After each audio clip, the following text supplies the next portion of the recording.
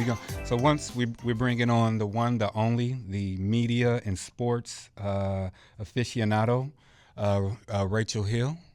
What's going on, sister? Hi. How you doing? Nothing. How are you? I'm doing well, doing well. Don't forget, hey, Good. don't forget we on iHeartRadio, so they can go to iHeart and look for WOVU 95.9 if they want to hear everything. So don't forget to pass that on, okay? Okay, I will, for sure. How you doing today?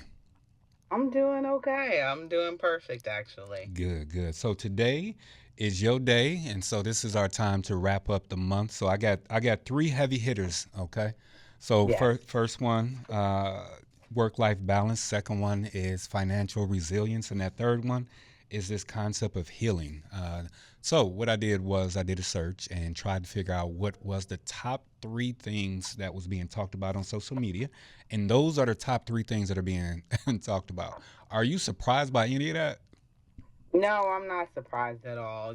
Right now, life is just so crazy. And, it got even worse on November 5th. So there's just so much craziness out in this world right now regarding everything for everybody, compounded with, what's going on with government and how it affects us because it's always a trickle down effect. But, without adding that into our life of craziness, I'm not surprised that these are some of the three, most talked about topics. Yeah. It doesn't surprise me in the least bit.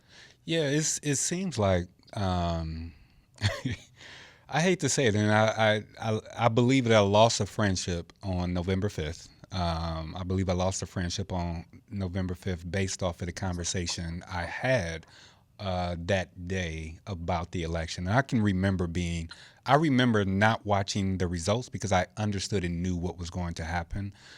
Because America is exactly what America is, and that America will not surprise you. It would have been a surprise if they would have elected Sister Harris.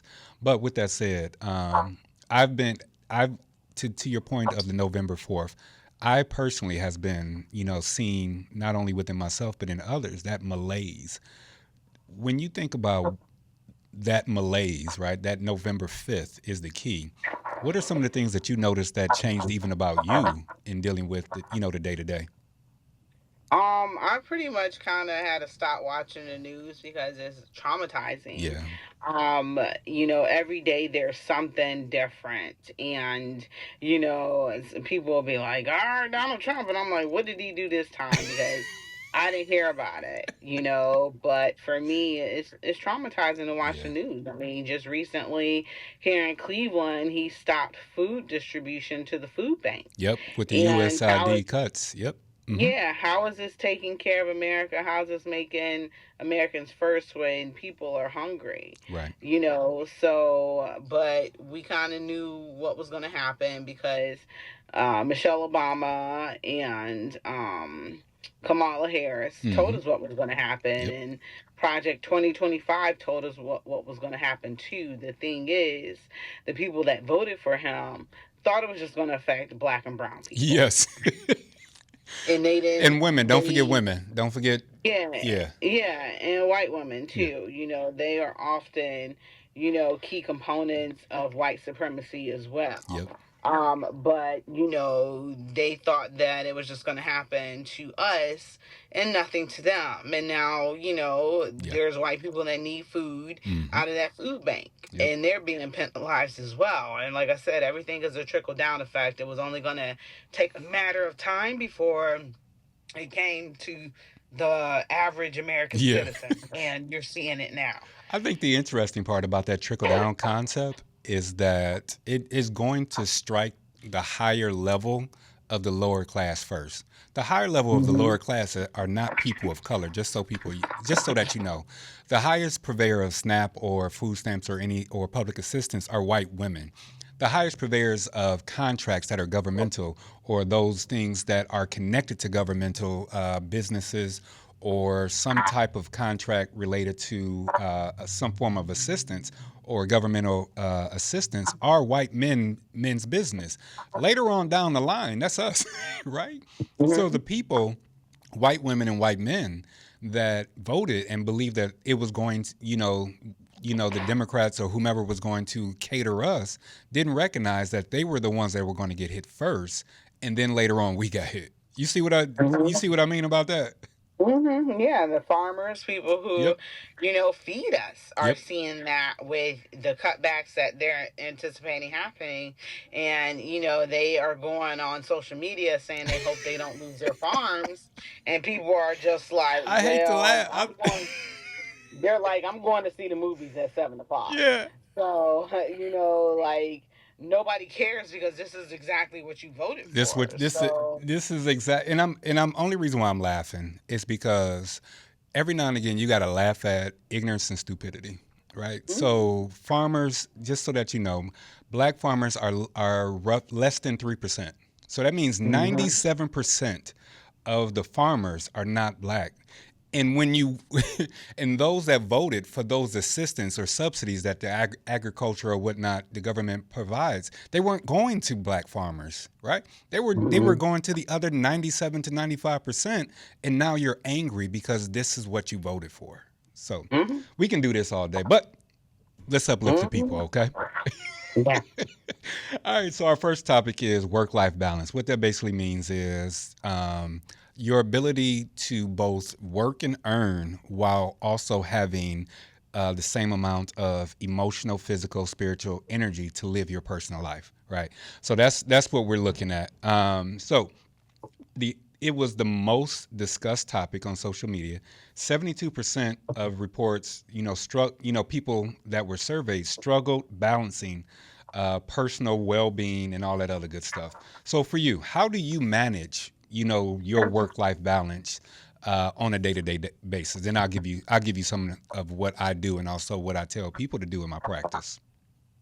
Yeah, like, how I manage my work life balance is I cover all three sports in Cleveland. Mm-hmm. So that keeps me very busy. But baseball keeps me the busiest because they play like 6 days in a row and stuff Yes. like that. So it's a grind. People Mm-hmm. think that, being a journalist is glamorous and stuff like that, but it's a lot. You got to fight traffic and get Right. down there early and leave late after the game. Mm-hmm. So, it affects my sleep a little bit because I'm going to bed a little later than I Mm-hmm. planned. It bleeds in definitely. But, for me, going to the games helps my mental health because it's something I love to do. Sports is what I love. Right. So, being able to do that, it brings me joy. Good. I Good. don't work full time right now, so it's able to be balanced right now. But I do anticipate going to work, in the very near future. So having to balance that. So how I've did it in the past, and on top of hosting her in a huddle and stuff like that is, I make sure it's down to one day, which Yeah. helps a lot too. So hosting on Mondays, and Mondays is always the busiest day. But I get down to the studio as soon as I can. I do my show, and lots of times I run to a game right afterwards. Yeah. So, when I have a full time job, it's kind of busy because you leave from the job to head to the studio because you got to be there at 6 o'clock. Right. Right. And most jobs let you off at 4:30 or 5. So doing that, trying to get some food in, and then going to the game. It's like that though, so Mondays are always the busiest days, but they're all very busy. But Yeah. I think, for me, I have a planner that I use. I don't use the my phone because Mm-hmm. I feel like too many alerts go off and I miss them. Right. So I have an old school planner that helps keep me organized. But during the season, well, they're all, it's always during the season, it keeps me balanced, and I just focus, like I said, it interferes with my sleep a little bit, Mm-hmm. but I just stay focused because sports are almost every day here in the city of Cleveland because we have all three teams. But, it's a little easier during Brown season, one Yeah. game a week, but then you have basketball. So, Yeah. you have a couple of days at home, but I just try to keep myself, you know, balanced and even keel, and it gives me joy. So I kind of don't stress out I about it got you. a little bit much. Think so. What I personally do is one ensure I eat, at a specific time. and ensure I go to Mhm. sleep at a specific time. So my day begins specifically at a, at a specific time, and it ends at a specific time.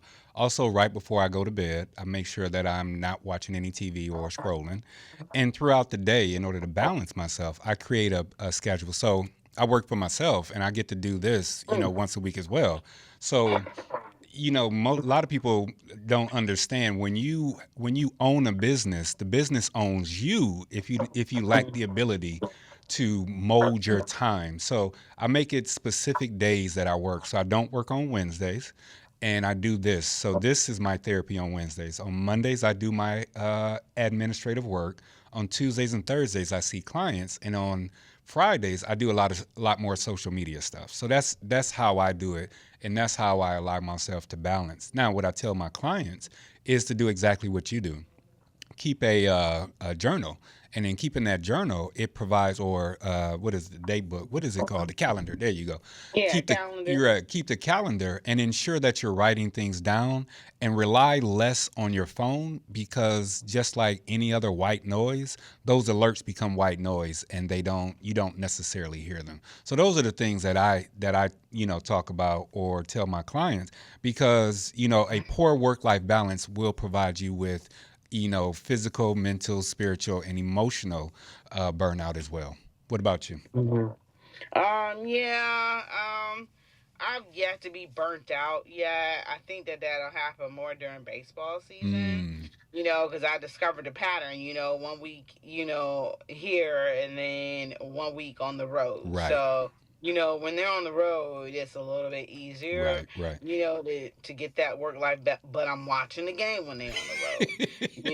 So wait, wait, I'm not. wait. Hold on. So you're doing what you love. I'm doing what I love as well. So a lot of times people are doing what they love. The struggle is ensuring if you're going to do the work that you love, you got to have those balances. So don't negate the fact of you may be powering down, but that is the thing that you love that give you power.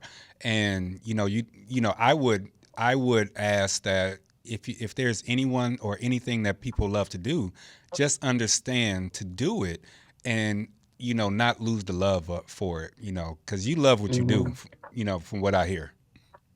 Mhm. Yeah, it's a lot though. All right, let's skip on to. I see. If we was on video, which we'll eventually get to, she looking around like I don't know, I don't know. But anyway, She's looking around like I don't know.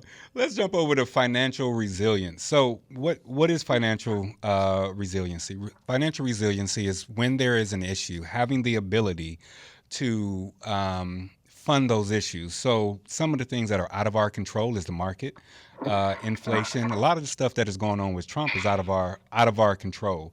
So, for you, Mhm. when you're looking at building financial resiliency or financial resilience, especially as a freelancer, what are some tips that you can give people in weathering the storm when things, go up and go down in your finances? I'm a saver. Oh, Like everything, I save as much as I can. I haven't worked full time since July of June of 2023. mm-hmm. So my bank account say it's time to go back to work. So, but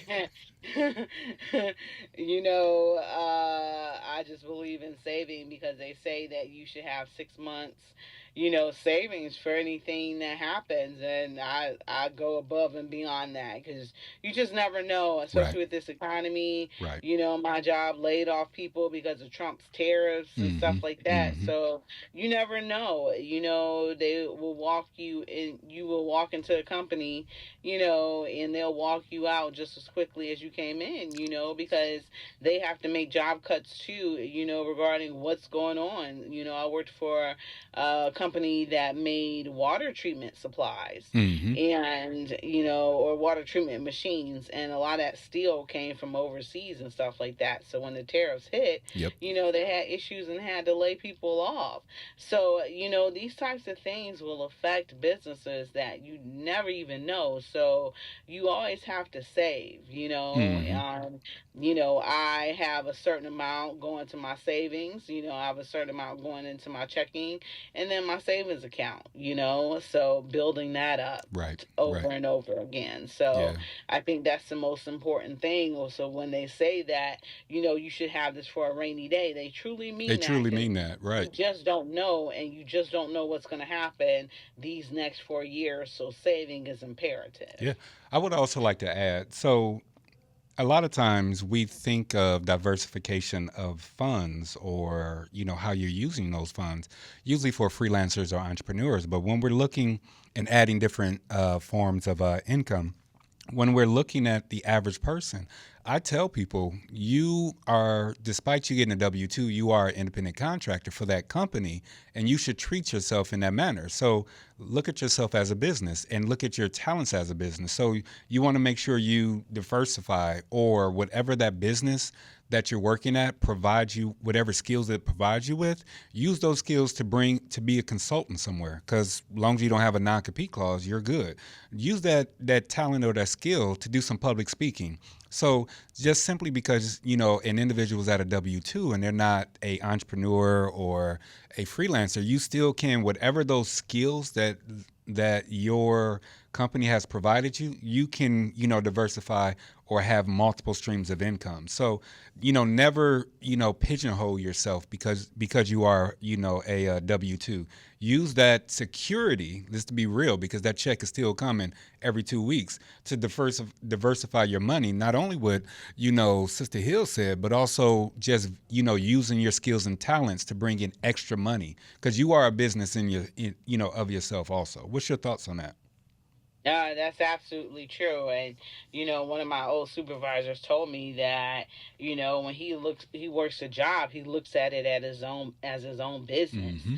So, you're as successful as hard as you work. Right. So I'm like, that's something that I always try to remember. And, I said one of the things for myself, because you're right, I am running a business. I'm like, oh, I never thought of it that way. Is put myself out there more, Mm-hmm. using my social media to my advantage. But I get home and I'm just so tired. I'm like, Yeah. I ain't posted nothing, Yeah. Yeah. Yeah. because I stay after the games as well, Right. after all the interviews, and then I try to do. I work for two separate entities, so I do like a 1 minute video for them, even Right. after the players leave. So I can be there kind of late at night. So the average I get home is 11 o'clock. Because I'm there. About 4 hours. Right. It's about Right. 4 hours. And Right. then one good thing about baseball is it is sped up Yep. a lot, so I'm not there, all night, which is great. Um, but like you said, you're running your own business, and you have to be cognizant of that, and you Mm-hmm. have to be cognizant of where your money goes. You got to pay attention. I don't believe in frivolous spending. I don't really believe in designer stuff. I'm Mm-hmm. like, that stuff is just a waste of money, and usually is ugly. Yeah. So You why would don't I like the waste? big fluffy shoulders and Yeah, why would I waste my money on that? You know what I'm saying? So I can buy something from TJ Maxx and it's just look fine. just the same. So I don't need Gucci or Louis or any of that. So the final point on that, the final point is, financial resiliency requires clarity of goal and a disciplined approach, just like anything else. If you want to save money, you got to be you got to be disciplined and have a goal. You want to lose weight, discipline and a goal. Financial resiliency has to do with a clarity of a goal and discipline and execution, and also understanding and respecting time. Everything takes time. So be time conscious. You can make another dollar, but you can't make another minute. Just remember that. All right, last topic Mm. before we got to take our break. Last topic is healing. So I'm all about healing. As in my profession, I am a counselor, and I'm always going over healing. We're talking about healing from loss, and all this other stuff. So when we think about healing, um, per, I've heard so many personal stories where individuals have had setbacks, whether we're talking about relationship setbacks, financial setbacks, any health setbacks, and they've always or failed ventures. They feel as though that they have failed, and that failure, connects to burnout, and that burnout connects to depression and anxiety. When we're looking at, do you have an example? You've talked about what has happened within last couple months. But do you have a example of any significant, career setbacks that you've seen yourself heal from and also rebound from? I think job loss, being Mm-hmm. laid off, being fired. I've been fired before, Mm-hmm. and I look at it as a situation where I don't really take it personal, Mm-hmm. anymore. I've been fired more than once in my life, and I've discovered that we talked earlier about white women being harbors of, white supremacy, Mm-hmm. and the jobs I've worked, I've had issues with white women, Right. and those are the ones that have fired me. So, like I said, at the end of the day, I don't take it personal, because I come to work and I do the best job I can given the circumstances that I'm in. Yeah. So, I know that I've gave it my best and I've tried hard, Yeah. and then. Like I said, sports make me happy, so I forget about that, Mm-hmm. that world, and I can't use sports for every outlet. I realize I do have to deal with situations you eventually, right, right.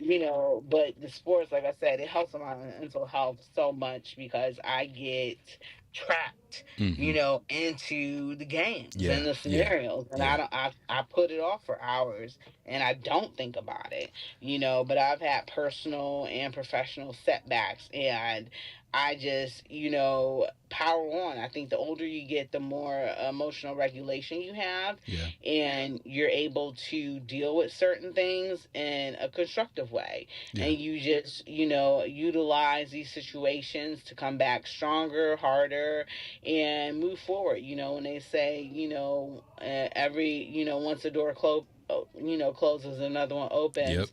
And I find that to be true in life, because God put you here and He didn't put you here to fail. And you move forward and you move on, Amen. up and onward. Amen. So I think, God and that you know, personal fortitude Mm-hmm. and personal growth, you can move past situations, and it's okay if, you have to speak to a counselor or seek therapy. I struggled during COVID. Mm-hmm. I was single, living alone, and didn't have nobody, and trapped in the house. And that first weekend I went out because I had been around Rudy Gobert Right. because they had just came from playing the Cavs. Right. Right. And I when I found out about that, I didn't go into the Jazz locker room, but I actually went to the Cavs locker room, and the Yep. Cavs had been around him. Yep. So that night when it broke, I told my boss, like, hey, I was around Rudy Gobert, and they was like, okay, and then pretty much then I didn't go back to work. I worked from home for the next 6 months or Yeah. something like Yeah. that. Yeah. 4 or 5, 6 months. So, COVID was a tough time for me, and I had to seek counseling and stuff like that. It has residual effects, because I had to deal with stuff because there Yeah. was no sports going on. Amen. Amen. But, counseling, I think, is helpful for people. Yeah. So Shout out to that's an counselors. effective way to deal with it. Yeah. Shout Usually, out to counselors. shout Thank out to you, counselors. Eric, Woo, for everything you do. woo, woo. Thank you for everything you do, and you're improving lives every day, so thank you for that. If people don't thank you that often, thank you for doing that. I appreciate that. Thank you. When we're talking about healing, I like to look at it like so when you get a cut, you put a band-aid on solely to stop, the bleeding in order for it to Mhm. stop. And then after a while, you got to take the band-aid off. That's how it is. You have to reveal the cut to the air. And a lot of times when we're going through the healing process, the more that we keep it in, the more that we're keeping that we're struggling in, the worse that we're doing, the worse that we are connecting to society. So a lot of times we have to allow ourselves to, be vocal about what we're dealing with. Because if we keep it in, or if we attempt to hide it, we're only going to further harm ourselves. So the process of healing is self-reflection, clarity on future directions, investing in personal platforms to bring you to help you move forward, and also allow you to see external directions. So a lot of times when we're going through the healing process, very first thing that we have to do is, take the time to be, mend yourself. And then after that, we have to show it to the world. And in showing it to the world, we go through the process of bouncing back after that setback, whether it's heartache, whether it's loss of a job, or whether it's anything else. We gotta jump, we gotta get right, so to speak, in order for us to be better. You got anything on that before we head to our break? No, I agree with everything you said. You know, All I right. do. I mean, it's so true. You take that band-aid off and the blood comes gushing out still Mm-hmm. sometimes. So you still bleed and you still, have wounds. And, I just can't stress enough how important counseling is because we don't know how to deal with these things. Right. Sometimes we don't know how to heal. Right. So you have to be taught how to deal with emotions in a certain way. So, that was important for me to learn how to do that because that pandemic was Man, rough, it was you rough. know. It And was I rough. tell people, yeah, and I tell people, I'm so lonely, and they like, well, bitch, have somebody that's getting on your nerves. I'm like, that's not the point, and you completely missing what I'm saying, Missed the whole and you're thing. and you're not being supportive when I say that. You know Right. what I'm saying? You're not understanding with empathy. So a little bit of that, I experienced. I'm with you. I'm But glad. I'm glad you came through. So we got to put a bow on it. So what I want you to do is, as you're going through your healing process, don't forget to boost your network. Get a mentor. Get peers. If it's a professional setback that you want to bounce back from, get a professional, counselor or coach or something. Because setbacks are a part of the process. They offer lessons that can become leverage for your future. So we're gonna take a quick break, and on the other side, we're gonna Sister Hill, you're gonna go ahead and tell us about the sports. You ready for us already? yeah, All right, so let me go ahead. anytime. Let me go ahead and take this break. This is Unapologetic on WOBU 95.9 FM.